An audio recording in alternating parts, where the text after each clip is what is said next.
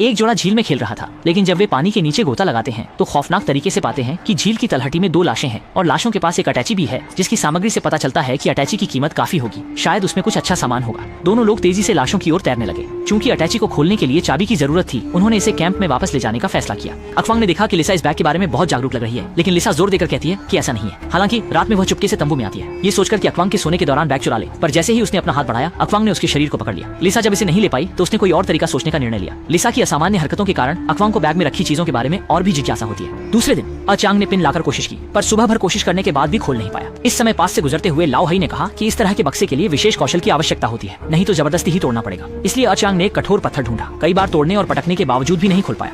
अचानक उसने अपना सिर उठाकर ऊपर देखा और तुरंत उसे एक बेहतर तरीका सूझा। वह पहाड़ी के शीर्ष पर गया और पत्थर की दिशा में बॉक्स फेंका, लेकिन ऐसा करने पर भी बॉक्स नहीं हुआ। तोड़फोड़ जब किए छांग झुंबे कर रहा था, तब अचानक न जाने कब छिपी लीशा तेजी से आई, बक्सा उठाया और बिना पीछे देखे भागने लगी। लेकिन आखिर लीशा एक महिला है और ये छांग जैसे हट्टे कट्टे आदमी के सामने टिक नहीं सकी और जल्दी ही वह छांग के द्वारा जमीन पर गिरा दी गई। अचांग ने कहा कि अगर वह उसकी गर्लफ्रेंड बनने के लिए तैयार हो जाए तो वह बक्सा उसे दे सकता है, लेकिन इसके बदले में उसे सिर से मार खानी पड़ी। फिर एचांग ने कहा कि यदि वह बता दे कि बक्से में क्या है तो वह बक्सा उसे भी दे सकता है। आखिरकार एचांग शुरू से ही केवल जिज्ञासा को संतुष्ट करना चाहता था। लीसा के चेहरे पर उदासी थी, लेकिन वह कहने को तैयार नहीं थी, इसलिए आक्यांग को वापस जाना पड़ा। लीसा जानती थी कि वह स्वयं कोई तरीका नहीं निकाल सकती थी, इसलिए उसने जैक को मदद के लिए पाया, क्योंकि उसे पता था कि जैक के पास उपाय है। हालांकि जैक को मदद करने का कोई इरादा नहीं था, लेकिन जब उसने लीसा को बक्से की चीजों के बारे में बताते हुए सुना तो वह समझ गया कि बक्सा आक्यांग के हाथ नहीं लगने देना चाहिए, नहीं तो सभी सर्वाइवर को सामना करना पड़ेगा। खतरा जैक ने लीसा की मदद करने के लिए सहमति दी, लेकिन उसकी एक शर्त थी कि बॉक्स को खोलना उसकी जिम्मेदारी होगी। जल्दी ही दोनों ने पहले पाई गई लाश को खोदा, लेकिन जब बटुआ लिया गया, लीसा ने कहा कि चाबी नहीं मिली। हालांकि जैक इस छोटी चाल को समझ गया। इस हरकत ने उसे लीसा पर शक करने पर मजबूर कर दिया। इसके बाद जैक ने अकियांग को ढूंढा। अकियांग समझ गया कि जैक का यहाँ आने का मकसद क्या है और वह बिना बात किए इसे नहीं देना चाहता। जैक भी जानता था कि अकियांग आसानी से नहीं मानने वाला, इसलिए उसने अकियांग की घायल बांह का जिक्र किया। उसने कहा कि यदि घाव में इन्फेक्शन हो गया